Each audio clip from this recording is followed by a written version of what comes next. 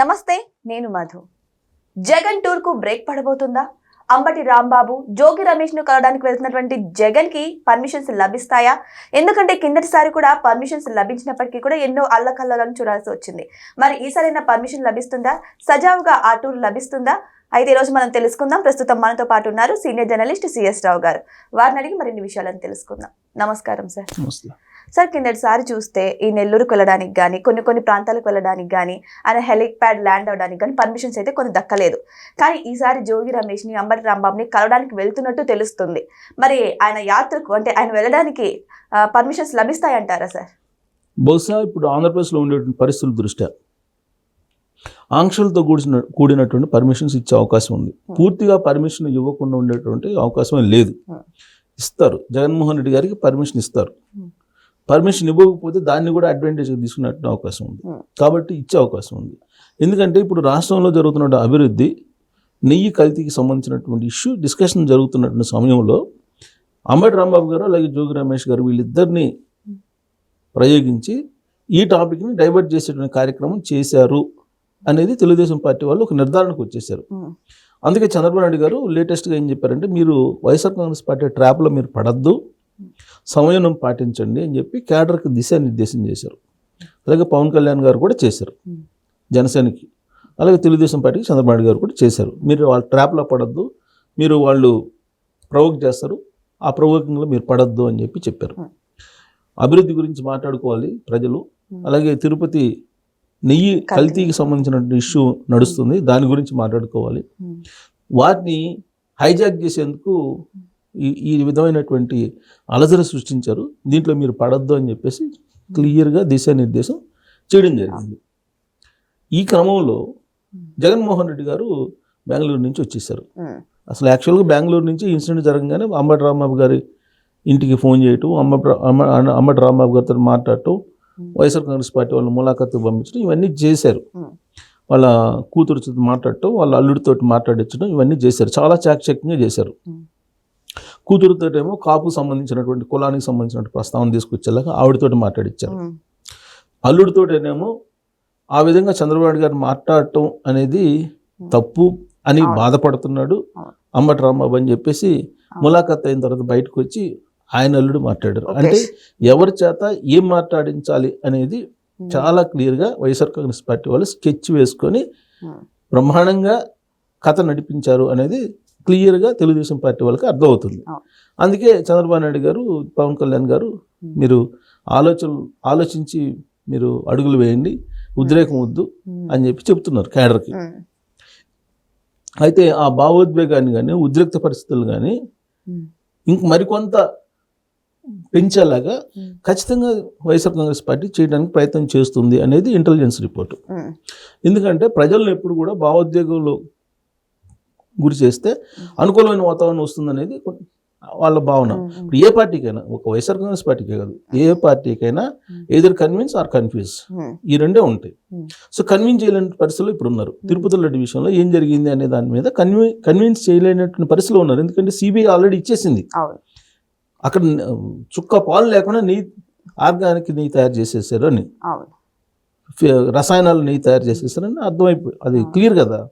So దాని మీద చర్చ జరిగితే పార్టీకి నష్టం. సో అందుకని దాన్ని హైజాక్ చేసేలాగా ఇలాంటి కార్యక్రమాలు చేస్తున్నారు అనేది ఇంటెలిజెన్స్ రిపోర్టు, అలాగే అధికారంలో ఉండే కూటమి పాలకుల యొక్క అభిప్రాయం కూడా. అయితే ఇక్కడ జగన్మోహన్ రెడ్డి గారు ప్రతి మంగళవారం, బుధవారం వస్తుంటారు. ఎక్కడికి? బెంగళూరు నుంచి తాడేపల్లి వస్తుంటారు. ఇది రెగ్యులర్ కార్యక్రమం. అయితే ఈసారి జనరల్గా మంగళవారం మధ్యాహ్నం నుంచి వచ్చేవాళ్ళు, ఈవినింగ్ వచ్చేసి బుధవారం ఉండేసి తర్వాత వెళ్ళిపోతారు. ఇప్పుడు కొంచెం ఎర్లీగా వచ్చారు. ఎర్లీగా వచ్చి ఆయన మీడియాతో మాట్లాడటం ఇవన్నీ జరిగింది. రేపు బుధవారం రోజు రేపు అంబటి రాంబాబు గారి ఇంటికి వెళ్తారు. ఇది టూర్ షెడ్యూల్. అంబటి రాంబాబు గారి ఇంటికి వెళ్ళి అక్కడ వాళ్ళ కుటుంబ సభ్యుల్ని పరామర్శించి మాట్లాడటం, అక్కడ జరిగినటువంటి దాడికి సంబంధించినటువంటి అంశాలను తెలుసుకోవటం, ఇవన్నీ ఈ కార్యక్రమం అంతా పెట్టారు. సరే, దీన్ని ఓదార్పు యాత్ర అందామా లేదంటే ప్రవోకింగ్ యాత్ర అందామా అనేది అది తెలుగుదేశం పార్టీ వాళ్ళు రకరకాలుగా చెప్తూ ఉన్నారు. అది అయిపోయిన తర్వాత మళ్ళా శుక్రవారం వస్తారంట. జనరల్గా శుక్రవారం రారు, ఆయన ఫ్రైడే రారు, ఒక మంగళవారం బుధవారమే. ఫ్రైడే మళ్ళీ వస్తారంట. ఫ్రైడే వచ్చి ఫ్రైడే జోగి రమేష్ గారి ఇంటికి వెళ్తారు. జోగి రమేష్ గారి ఇంటికి వెళ్ళి అక్కడ జరిగినటువంటి దాడి, పెట్రోల్ బాంబు దాడి ఇవన్నీ జరిగినాయి కదా, వాళ్ళ ఇంటికి వెళ్ళి వాళ్ళ ఇంట్లో విధ్వంసం ఎలా చేశారు ఏంటి అనేది చూసి అక్కడి నుంచి మళ్ళీ మాట్లాడతారు. జోగి రమేష్ గారు కొన్ని కీలక వ్యాఖ్యలు చేశారు సార్. ఏంటి అంటే, ఎవరైతే ఆ ఇంటి ముందర అవి పెట్రోల్ బాంబు అవన్నీ వేశారో వాళ్ళందరూ ముందే పోలీస్ స్టేషన్కి వెళ్ళి అక్కడ పోలీసులతో కలిసి పక్కా ప్లాన్ చేసి కావాలని దాడి చేశారని చెప్పేసి అంటున్నారు. మరి ఇందులో నిజం ఎంత ఉంది సార్? ఇప్పుడు ఏ పార్టీ అయినా అలాంటి ఆరోపణలు చేస్తాయి. ఇప్పుడు దాంట్లో సీసీ కెమెరాలు ఉన్నాయి, ఎవరెవరు పార్టిసిపేట్ చేశారనేది ట్రాన్స్పరెంట్గా ఉంటుంది. అవును, సిడి రికార్డు తయారు చేస్తారు, క్రైమ్ రికార్డు తయారు చేస్తారు కదా, అది ఎప్పటికైనా పదిలింగానే ఉంటుంది. సో ఆ సీసీ ఫుటేజ్ ఉంటుంది అక్కడ. రేపు కోర్టుకి అయితే ఉంది కదా, కోర్టులో వీళ్ళు సబ్మిట్ చేస్తారు కదా, కోర్టులో సీసీ ఫుటేజ్ అడుగుతారు కదా. ఇప్పుడు దాంట్లో ఇంకోటి ఏంటంటే ఇంకొక వర్షం వినిపిస్తుంది. వైఎస్ఆర్ కాంగ్రెస్ పార్టీకి సంబంధించినటువంటి కొంతమంది కోర్టులు జొరబడి ఈ పెట్రోల్ బాంబులు వేశారనేది కూడా వినిపిస్తుంది. సో అది నిజాలు అనేది బయట రావాలి. ఇప్పుడు ఆయన మీద కూడా కేసులు పెట్టారు కదా తెలుగుదేశం. ఇప్పుడు అంబటి రాంబాబు మీద కేసులు పెట్టారు, అనేక చోట్ల పెట్టారు. అలాగే జోగి రమేష్ గారి మీద కూడా పెట్టారు. వీళ్ళ మీద వాళ్ళు పెట్టారు, వాళ్ళ మీద వీళ్ళు పెట్టారు. సో దాడి అయితే జరిగింది ఇళ్ళ మీద. ఆ దాడి జరగకుండా ఉండాలి, యాక్చువల్గా జరగకూడదు. ఒరిజినల్ గా తెలుగుదేశం పార్టీకి సంబంధించిన క్యాడర్ అంత ఉద్రేకానికి గురి కాదు. ఏదో జరిగింది, సంథింగ్ ప్రొవోకింగ్ జరిగింది. ఆ ప్రొవోకింగ్ జరిగినప్పుడు మాపుగా వెళ్ళినప్పుడు ఒక 100 మంది వెళ్ళారు అనుకోండి, 100 మందిలో ఒకళ్ళిద్దరు కొంచెం అగ్రెసివ్గా ఉంటారు అనుకోండి, అది ఫ్లేర్ అప్ అవుతుంది. సో ఇప్పుడు ఇంతకుముందు జగన్మోహన్ రెడ్డి గారు అధికారంలో ఉన్నప్పుడు చంద్రబాబు నాయుడు గారి ఇంటి మీద దాడులు చేశారండి. దాడి చేసినప్పుడు ఆయన ఏమన్నారు, ఏదో మా వాళ్ళు వచ్చారు, బీపీ పెరిగింది వాళ్ళకి, ఆ బీపీ పెరిగిన కారణంగా ఏదో 4 రాళ్ళు వేశారు, అంత మాత్రం చేత ఏమవుతుంది అన్నట్టుగా మాట్లాడారు ఆయన. ఆన్ రికార్డ్ ఉంది ఇప్పుడు కూడా. ఇప్పుడు తను ఏదో అన్నారని చెప్పేసి, ఆ రోజున జగన్మోహన్ రెడ్డి గారిని ఏదో అన్నారని చెప్పేసి మా క్యాడర్కి బీపీ పెరిగి ఆ విధంగా చేశారు, అదేం పెద్ద తప్ప అని అన్నట్టుగా మాట్లాడారు ఆయన. సో ఇక్కడ కూడా ఒక 10 మంది ఇప్పుడు ప్రొవోకింగ్ చేస్తూ మాట్లాడారు. అంబటి రాంబాబు గారు వీళ్ళు వెళ్ళారు. వెళ్ళినప్పుడు ఒకళ్ళు ఇద్దరు బీపీ పెరిగి ఉంటుంది వాళ్ళకి. ఈ విధంగా జరిగింది. ఉద్దేశపూర్వకంగా జరిగిందా లేదంటే యాదృచ్ఛికంగా జరిగిందా, ఇవన్నీ ఇన్వెస్టిగేషన్లో తేలుతాయి. సో వీళ్ళని పరామర్శించడానికి వెళ్తున్నారు. సో పరామర్శించడానికి వెళ్ళినప్పుడు సెక్యూరిటీ అయితే కావాలి జగన్మోహన్ రెడ్డి గారికి. ఎందుకు సెక్యూరిటీ కావాలి? తెనాలి వెళ్ళినప్పుడు అక్కడ గో బ్యాక్ జగన్ అంటూ నినాదాలు చేశారు. అలాగే పొదిలి వెళ్ళారు పొగాకు రైతులను మాట్లాడటానికి. అక్కడ కూడా మీకు YSR Congress party Telugu Desam party cadre మధ్య ఉద్రిక్త వాతావరణం ఏర్పడింది. అలాగే తోతాపురి మామిడికి సంబంధించి అక్కడికి వెళ్ళారు, చిత్తూరు జిల్లా, ఉమ్మడి చిత్తూరు జిల్లా. అక్కడ కూడా ఉద్రిక్త వాతావరణం నెలకొంది. అంటే ఎక్కడికి వెళ్తే అక్కడ ఉద్రిక్త వాతావరణం నెలకొంటుంది.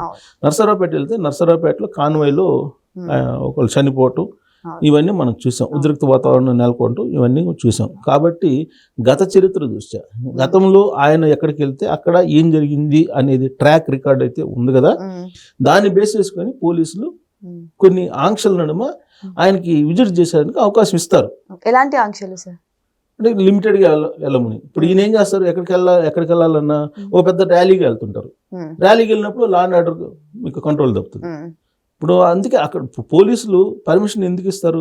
ఇప్పుడు సెలబ్రిటీస్ వెళ్తారండి ఎక్కడికన్నా, వెళ్ళినప్పుడు పోలీసులకు ఇన్ఫార్మ్ చేసినప్పుడు అక్కడ సెక్యూరిటీ పెడతారు. సెక్యూరిటీ పెట్టకపోతే ఏమవుతుంది, వాళ్ళకే ఇబ్బంది.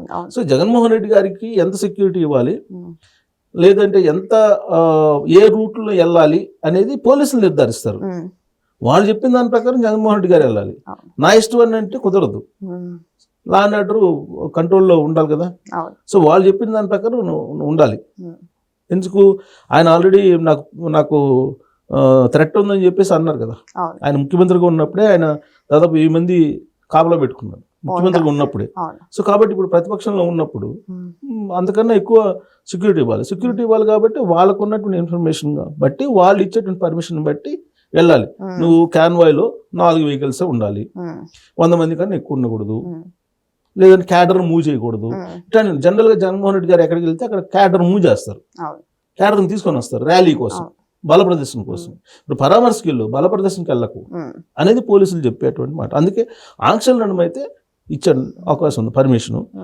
దాన్ని ఇంకా రభస చేసి గందరగోళం చేసి మళ్ళీ ఇదే టెంపోని కనుక 2-3 రోజులు కంటిన్యూ చేయాలనుకుంటే మాత్రం పోలీసులు ఒప్పుకునే పరిస్థితి ఉండకపోవచ్చు. ఇప్పుడు ఆయన పర్మిషన్ తీసుకుని వెళ్ళాలనుకుంటున్నట్టు సమయంలో తెలుగుదేశం పార్టీ వాళ్ళు ఏం చెప్తున్నారంటే, అసలు ఈ ఇన్సిడెంట్స్ మీద కానీ లేదా నెయ్యి కల్తీ విషయంలో కానీ మనం అసెంబ్లీలో చర్చించుకుందాం రండి, 11వ తారీఖు నుంచి అసెంబ్లీ ఉంది. Hmm. సో అసెంబ్లీలో చర్చించుకుంటాం, మీరు రండి, మీ 11 మంది రండి, అసెంబ్లీలో చర్చించుకోవడానికి మీకు కావాల్సినంత టైం ఇస్తాం, మీరు రండి అని చెప్పి చెప్తున్నారు. ఈవెన్ స్పీకర్ అయ్యన్ పాత్రుడు గారు కూడా అదే చెప్తున్నారు, మీరు రండి అని చెప్పి. సో ఈ విధంగా బల ప్రదర్శనల కంటే మీరు అసెంబ్లీకి రండి, అసెంబ్లీలో తేల్చుకుందాం అంటున్నారు. కానీ అసెంబ్లీకి వెళ్ళరు జగన్మోహన్ రెడ్డి గారు. నా ప్రతిపక్ష హోదా ఇస్తేనే నేను వస్తానని చెప్తున్నారు. కాబట్టి బల ప్రదర్శనకి వెళ్తారు కాబట్టి పోలీసులు ఖచ్చితంగా ఆంక్షలు పెట్టే అవకాశం ఉంది. ఆంక్షల నడుమ ఆయనకి పర్మిషన్ ఇస్తారు. ఆయన నచ్చకపోతే ఈయన వాయిదా వేసుకుంటారు. మరి మనం కూడా వెయిట్ చేసి చూద్దాం. ఎందుకంటే జగన్మోహన్ రెడ్డి పరామర్శకు వెళ్తున్నప్పుడు మరి ఆంక్షలను పాటిస్తూ వెళ్తారా, లేదు అంటే ఆయన ఇష్టానుసారం వెళ్తారా, మరి వెయిట్ చేసి చూడాల్సిందే జరగబోయే పరిణామాల గురించి. Thank you so much. Thank you sir.